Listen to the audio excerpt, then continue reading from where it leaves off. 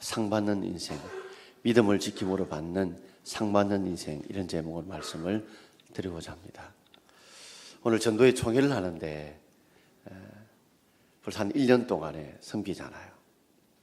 한 해를 마무리 지으면서 내가 어떻게 섬겼는가 돌아올 필요가 있을 것이고, 또 새롭게 뽑히신 분들은 내가 또 남은 한 해 동안에 어떻게 섬길 것인가를 돌아볼 필요가 있을 것이고, 또 각 직분을 받으신 분들은 내가 직분을 받아왔는 지금 삶을 어떻게 살아왔는지를 한번 돌아보는 시간이 되면 좋겠습니다.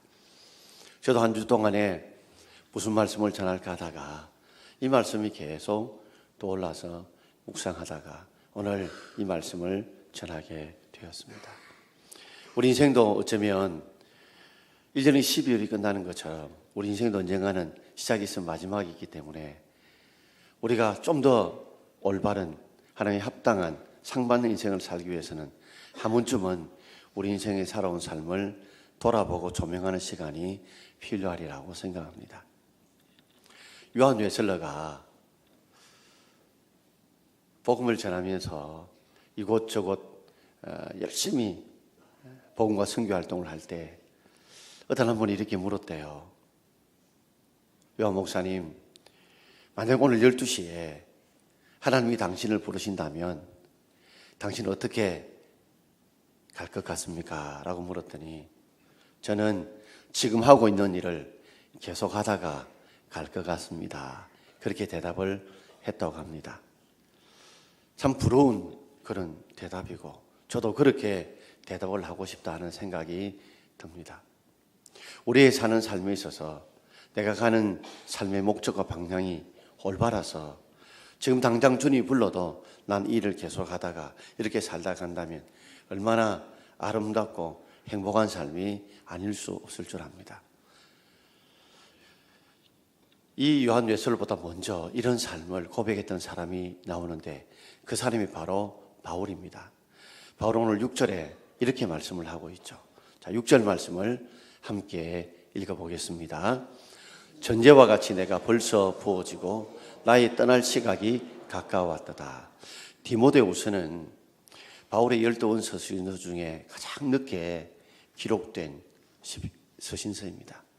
그리고 이 디모데후서는 옥중에서 지어진 옥중서신이면서도 목회자들을 위해서 하나님의 양떼를 인도하는 자들을 위해서 어떻게 목회를 해야 되고 살아야 할 것에 대해서 말씀해 주고 있는 그런 서신서입니다.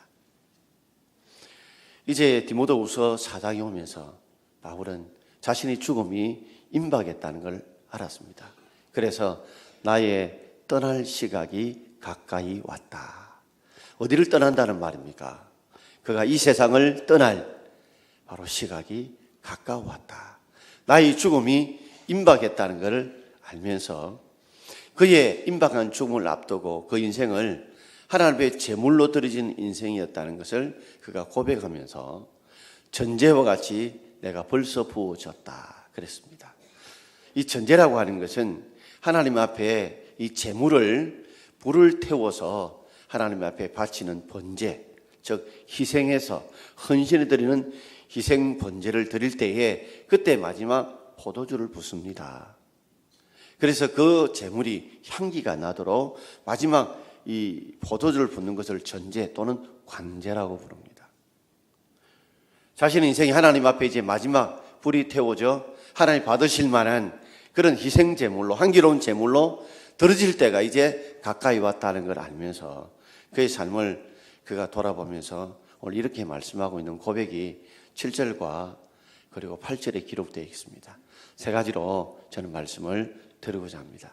첫 번째는 그의 삶의 목적을 기록해 놓고 있습니다. 자, 우리 7절 말씀 전반절 함께 읽어봅시다. 나는 선한 싸움을 싸우고 그랬습니다. 바울은 나는 선한 싸움을 싸웠다. 그러면 바울은 무엇을 위해서 선한 싸움을 싸웠고 누구를 위해서 싸웠다는 말씀입니까? 제가 곰곰이 묵상하면서 이런 생각을 해봤습니다. 바울은 선한 삶을 살기 위해서 선한 싸움을 싸웠다. 그는 선한 삶을 살기 위해서 그는 선한 삶을 싸웠다. 우리의 선한 삶은 그저 얻어지는 삶이 아닙니다. 우리가 하나님 앞에 선한 삶은 선한 싸움을 해야만이 우리가 얻어질 수 있는 삶이 바로 선한 삶입니다. 누구를 위해서 그는 선한 삶을 싸웠을까요? 하나님의 영광을 위해서, 하나님의 복음을 전하기 위해서 그는 그런 선한 삶을 살기 위해서 선한 싸움을 했다는 말입니다. 그렇습니다. 우리 인생은 보면 정말 싸움하는 세상입니다. 그런데 그 세상 싸움 중에 악한 싸움도 있습니다. 자기 욕심을 위해서, 살이 쌓이고 위해서 인생을 싸우는 싸움, 그건 악한 싸움입니다. 선한 싸움이라는 바로 하나님의 영광을 위해서, 하나님의 복음을 위해서 어렵고 힘든 사람을 돕고 섬기면서 그리고 자신의 믿음을 지키기 위해서 싸우는 삶이 바로 우리가 선한 싸움이 아닐까요? 묵상하면서 그렇다면 바울이 살고자 했던 선한 삶은 무엇일까? 그가 추구하는 선한 삶은 무엇일까? 묵상하다가 떠오른 말씀이 고린도서 10장 10절부터 31절, 10장 31절부터 33절 말씀입니다. 자, 우리 같이 한번 읽어봅시다. 그런즉 너희가 먹든지 마시든지 무엇을 하든지 다 하나님의 영광을 위하여 하라. 유대인에게나 헬라인에게나 하나님의 교회나 거치는 자가 되지 말고 나와 같이 모든 일에 모든 사람을 기쁘게 하여 자신의 유익을 구하지 아니하고 많은 사람의 유익을 구하여 그들로 구원을 받게 하라. 아멘. 바울이 추구하고자 했던 선한 삶이 무엇일까? 묵상하다가 바로 그 삶은 고린도전서 10장 31절 33절에 나오는 말씀이 아닐까? 바로 너희는 먹든지 마시든지 무엇을 하든지 간에 나의 영광을 위해서 살지 말고 하나님의 영광을 위해서 살아가는 그 삶이 바로 선한 삶이 아닐까요? 그리고 유대인이나 헬라인에게나 하나님의 교회 성도들에게나 거치는 자가 되지 않는 삶. 이 거친다는 말은 거침돌이 되는 삶이지요. 어떤 사람들의 삶을 보면 마치 거침돌처럼 그의 말이나 행동이나 삶이나 이런 것들이 남을 넘어지게 하는 그런 삶이 있어요. 그런 삶이 아니라는 거죠. 이 말을 좀 긍정적으로 바꿔본다면 유대인이나 헬라인이나 하나님의 교회와 성도들에게 디딤돌이 되는 삶, 남의 신앙을 성장시키고 성숙시키고 도와줄 수 있는 그런 삶, 그 삶이 바로 선한 삶이 아닐까요? 그리고 나와 같이 모든 일에 모든 사람, 많은 사람을 기쁘시게 하는 삶, 나의 기쁨을 위해 사는 것이 아니라 모든 사람, 많은 사람을 위해서 기쁘게 하려고 하는 삶이 바로 선한 삶이 아닐까요? 또한 자기의 유익을 위해 사는 삶이 아니라 다른 사람에게 유익을 위해서 살아가는 삶이 바로 선한 삶이 아닐까요? 왜 바울이 이런 선한 삶을 추구했을까요? 그 이유는 그걸 통해서 그들로 구원을 받게 하기 위해서인 줄 믿습니다. 우리가 선한 삶을 살아야 우리가 선한 하나님의 많은 생명을 구원하는 구원의 삶이 이루어질 수 있기 때문에 그렇습니다. 바꿔 말하자면 우리가 많은 사람을 구원하는 이 일을 우리가 온전히 감당하려고 하면 우리의 삶이 어떻게 해야 된다고요? 하나님의 영광을 위해 살아가고 다른 말 거침돌이 되지 않고 디딤돌이 되어야 될 것이고 우리가 많은 사람을 기쁘게 그리고 자기 유익이 아니라 다른 사람의 유익을 위해 살아야 그래야 우리가 더 많은 사람들을 구원할 수 있다는 말입니다. 바울은 그래서 더 많은 사람을 구원하기 위한 이 삶의 목적을 위해서 그는 선한 싸움을 싸워왔다고 고백을 하고 있는 것입니다. 예수님께서도 그렇게 말씀을 하셨죠. 자, 마태복음 16장 24절입니다. 같이 읽어봅시다. 이 예수께서 제자들에게 이르시되 누구든지 나를 따르거든 자기를 부인하고 자기 십자가를 지고 나를 따를 것이니라. 예수님께 제자에게 말씀했습니다. 누구든지 나를 따라오라. 이 말은 예수를 따라간다는 삶이 뭘까요? 바로 선한 삶이죠. 그 예수를 따라간다는 선한 삶, 바로 많은 생명을 구원하는 그 삶, 그 삶은 바로 선한 싸움이 있어야 됩니다. 그래야 이루어질 수 있습니다. 바로 자기를 부인하고 자기 십자가를 지고 주님을 따라야 바로 주님을 따르는 삶이 되고 많은 사람의 생명을 구원하는 삶이 된다는 겁니다. 바로 우리는 자기를 부인하는 삶, 자기 십자가를 지고 쫓아가는 삶은요, 정말 우리가 저절로 되는 것이 아니잖아요. 자기와의 싸움이 있어야 됩니다. 싸우지 않고는 되지 않습니다. 오늘 여기에 예배 오신 분들, 오랫동안 우리가 습성처럼 늘 오셨던 분은 생각 없이 올 수도 있지만 아직 신앙이 연결지 못하시고 신앙의 확신이 없으시고 또 전도받아 오신 분들은 여러 가지 갈등에서 오실 줄 압니다. 오늘 일도 바쁜데 몸도 피곤한데 할 일도 많은데 아직도 예배가 익숙하지도 않는데 그래서 그럼에도 불구하고 가야지 하고 싸워서 이곳에 오신 분도 있을 줄 압니다. 싸우면은 이기고 지는 것이 있죠. 질 수도 있고 이길 수도 있습니다. 바울은 선한 싸움에 이겼다는 거예요. 우리 모든 성도님들께서 우리가 선한 삶을 위해서 선한 싸움에 지는 자가 아니라 이기는 자 되기를 주의 이름으로 축원합니다. 절대로 저절로 되는 것이 아니죠. 우리가 자기를 부인하고 자기 십자가를 지고 주님을 따르겠다는 결단과 열심과 열정이 없이는 그런 삶은 우리에게 이루어질 수 없다는 말입니다.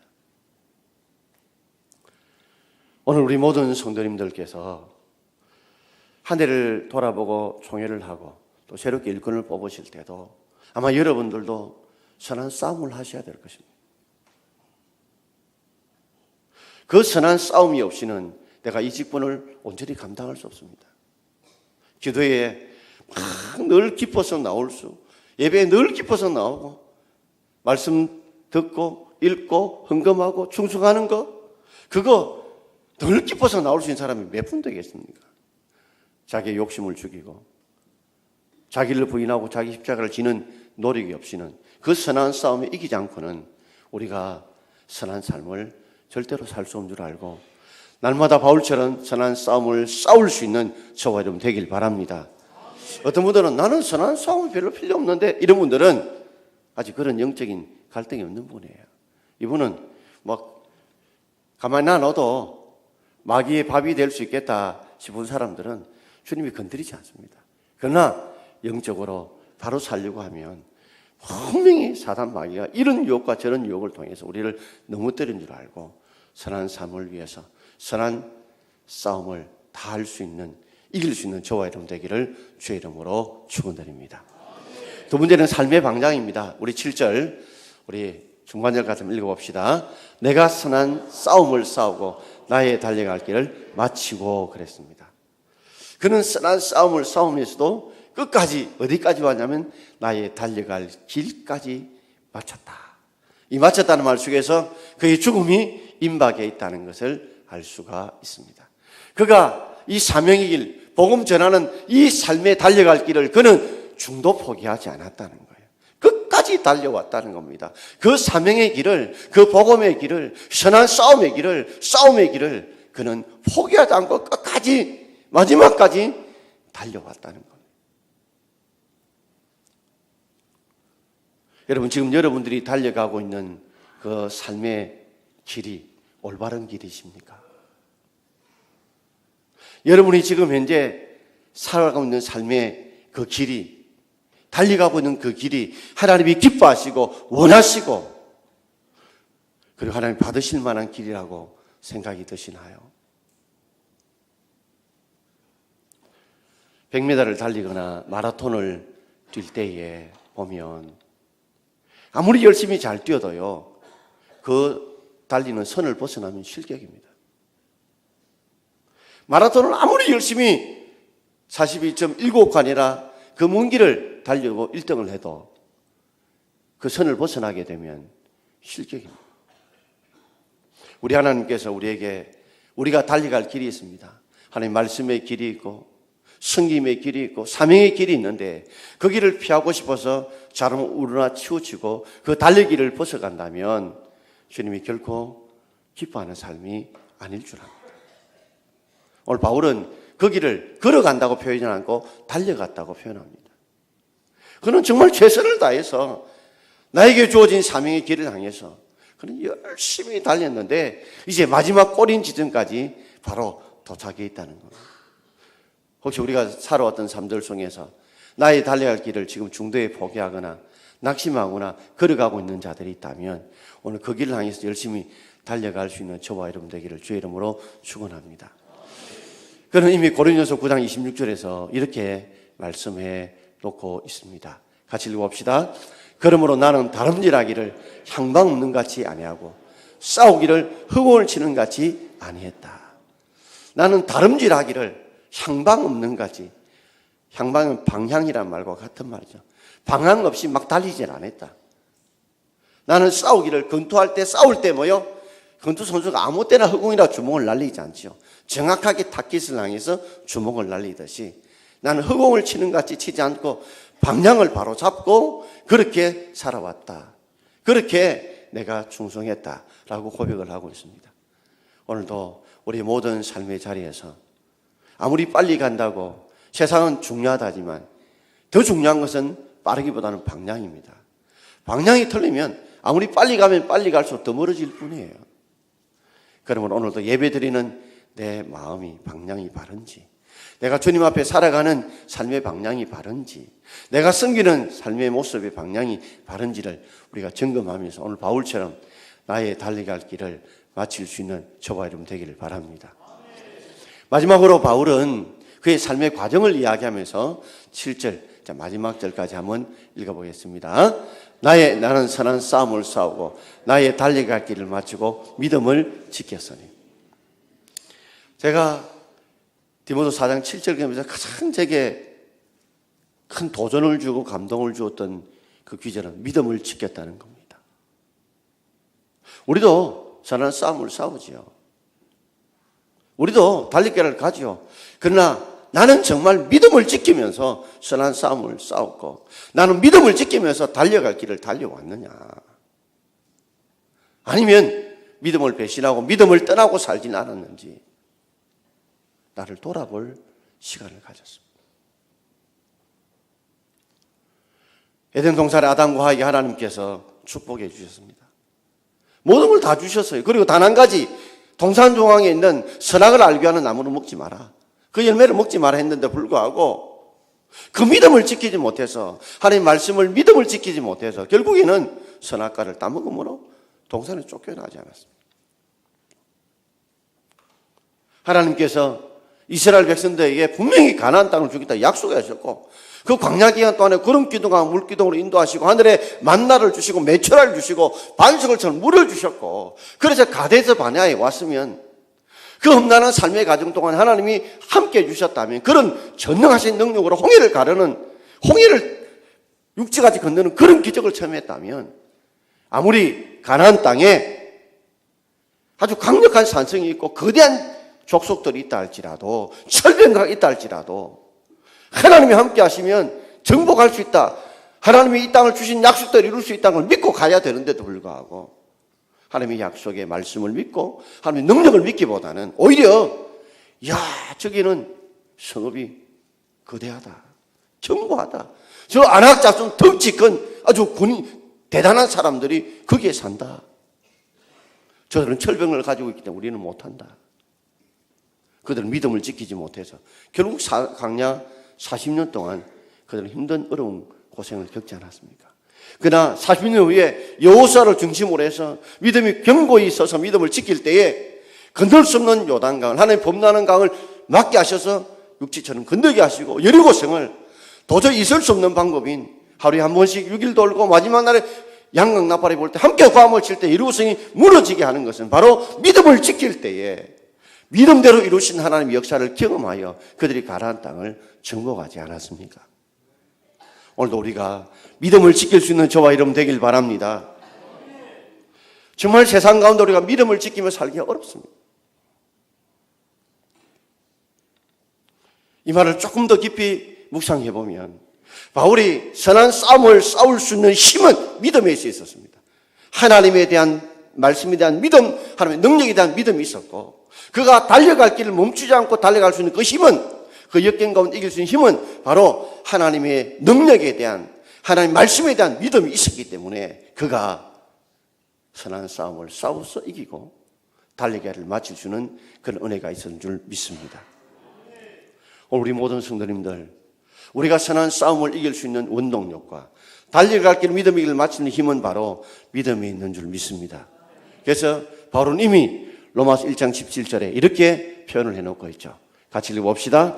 오직 의인은 믿음으로 말미암아 살리라.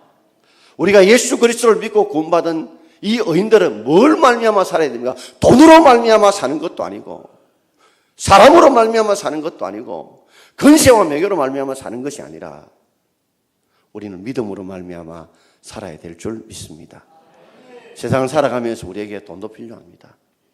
명예와 근세도 필요합니다. 그러나 정말 우리에게 필요한 것이 있다면 우리는 믿음으로 말미암아 살아야 될 줄 믿습니다. 많은 성도님들이 세상이 깍박하고 힘드는 상황 속에서 하나님의 말씀을, 하나님의 능력을 믿는 믿음으로 살지 않고 돈으로 살려고 하고 자신의 능력으로 살려고 하고 세상의 권세로 살려고 하면 그 삶은 올바른 삶이 아닙니다. 요사이 정말 저 대단한 위치에서 조금도 부정함이 없음에도 불구하고 감옥에 잡혀가고 구속되는 사람들을 보면서 저 정도 같으면 일평생 그저 손 내밀지 않고 넉넉히 살 수 있는데 왜 저랬을까 하는 그런 생각이 들 때가 있습니다. 그중에 그리스도인들도 많이 있습니다. 왜 그럴까요? 믿음을 지키지 않았기 때문에, 믿음으로 말미암아 살지 않았기 때문에. 그렇습니다. 사는데 돈도 필요합니다. 능력도 필요합니다. 건강도 필요하고 권세도 필요합니다. 그러나 그리스도는 그보다 가장 중요한 것은 믿음으로 말미암아 살아야 될 줄 믿습니다. 믿음 붙들고 살아야 되고 믿음대로 살아야, 그래야 하나님께서 우리의 삶에 은혜와 복을 주실 줄 믿습니다. 어느 집사님 한 분께서 나는 신앙생활을 잘한다고 했는데 사업이 갑자기 부도가 나서 쫄딱 망했습니다. 그러다 보니까 자신 집까지도 다 넘어가고 가족은 뿔뿔이 흩어지고 유일하게 남은 것은 자동차 한 대밖에 없었다고 합니다. 얼마 남지 않는 기름을 채워진 자동차를 몰고 죽으려고 이렇게 차를 몰고 가는 도중에 잠시 차를 세워놓고 생각해 봤다는 겁니다. 내 인생이 뭐냐? 차 한 대밖에 남지 않았구나. 내 이 차 한 대로 어떻게 살지? 이 차 한 대로 어떻게 살지? 이런 생각이 들면서 저 절망이 들더래요. 근데 갑자기 그 마음속에 지난 주일날 설교 때 들었던 목사님 말씀이 생각이 나더라는 겁니다. 그 말씀이 로마서 1장 17절 말씀이었대요. 오직 의인은 믿음으로 말미암아 살리라. 오직 의인은 믿음으로 말미암아 살리라.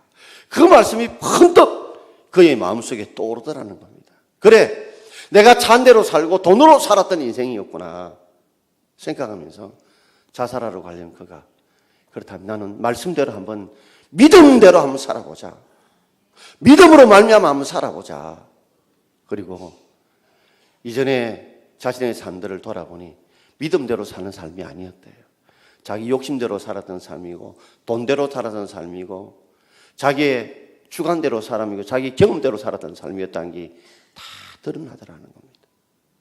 그때부터 철저하게 어떤 일을 하든지 간에 하나님이 기도하면서 말씀에 비춰보면서 이 하나님이 기뻐하는 길인지 아닌지, 하나님 원하시는 것이 아닌 것인지 하나님의 음성을 들으면서 말씀을 붙들고 순종해 살았더니 하나님이 하나 채워주시는데 가족들도 다시 모이게 하시고 다시 이전보다 더 큰 사업에 흥함을 주더라는 겁니다. 여러분, 우리가 믿음으로 살면 하나님 더 큰 은혜와 복을 주실 줄 믿습니다. 오늘 바울은 그래서 8절에 그의 인생에 죽음이 왔는데 불구하고 내가 떠날 기약이 가까웠고 내가 달려가려고 마치는 것임에도 불구하고 8절에 가면 굉장히 슬픈 것이 아니라 굉장히 한호를 지를 만한 그런 구절이 기록되어 있어요. 우리 8절 말씀 우리 한번 읽어보겠습니다. 이제부로는 나를 위하여 의인 면류관이 예비되었으므로 주곧 어려우신 재판장이 그날에 내게 주실 것이며 내게만 아니라 주의 나타나심을 사모하는 모든 자에게 도니라. 할렐루야. 이제부로는 내가 죽음 이후에는 천국 가면 나를 위해서 하나님이 어렵게 살았던 나를 위해서 의의 면류관을 예비해 놓았을 것이다. 그러므로 나는 하나님께서 나에게 의의 면류관을 내게 씌워주실 것이라. 그 죽음이 순간이요, 슬픔이 아니라 기쁨이에요. 왜요? 내가 죽고 나면 이후에는 나를 위해서 하나님이 의의 면류관을 씌워주실 건데 그분이 누구냐? 어려우신 재판장. 어려우신 재판장, 어렵게 살았니 아닌지 다 판단하고 아시는 그 주님께서 내가 선한 싸움을 싸우고 네가 달리가를 마치고 믿음을 지켰구나, 그걸 판단하셔서 의의 면류관을 주실 것을 기대하고 생각하니 그 마음의 죽음이 슬픔이 아니라 큰 기쁨이다라는 겁니다. 그러면서 또 하나의 희망을 우리에게 주고 있습니다. 자기만이 아니라 그는 그날에 내게 주실 것일 뿐만 아니라 내게만 아니라 주의 나타나심, 주님이 다시 오실 재림하신 것을 사모하면서 믿음 생활하는 모든 자에게도 나와 같이 하나님이 이런 은혜와 복을 주실 것이다. 오늘 우리의 삶에도 이런 은혜가 있기를 주의 이름으로 축원합니다. 우리 삶이 정말 선한 삶을 위해서 선하게 싸워가고 있고 좀 쉬고 싶고 멈추고 싶지만 그래도 사명을 향해 달려가고 있지만 그러나 그 삶 가운데 여러분 꼭 믿음을 지키며 살아갈 수 있기를 바랍니다. 힘들다 어려울 수 있지만 우리 오직 의인은 믿음으로 살아야 됩니다. 믿음을 지키며 살아야 됩니다. 세상에 돈은 빼앗기도 세상 혹 건강은 빼앗기도 자리는 빼앗기도 내가 믿음을 빼앗기지 않으리라. 믿음을 지키리라는 마음을 가지고 살면 반드시 하나님께서 여러분에게 의의 면류관을 씌워주시고 칭찬하시고 복을 주실 줄 믿습니다. 저는 그런 삶은 절대 실패하는 삶이 아니라고 저는 믿습니다. 그런 사람 반드시 눈을 감아도 행복한 눈을 감을 수 있고 행복한 그런 삶을 그는 누리게 될 것이고 그의 삶뿐만 아니라 그 후손의 삶에도 틀림없이 은혜와 복을 주실 줄 믿습니다.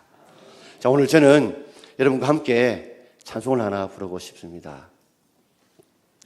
세상 흔들리고 사람들은 변화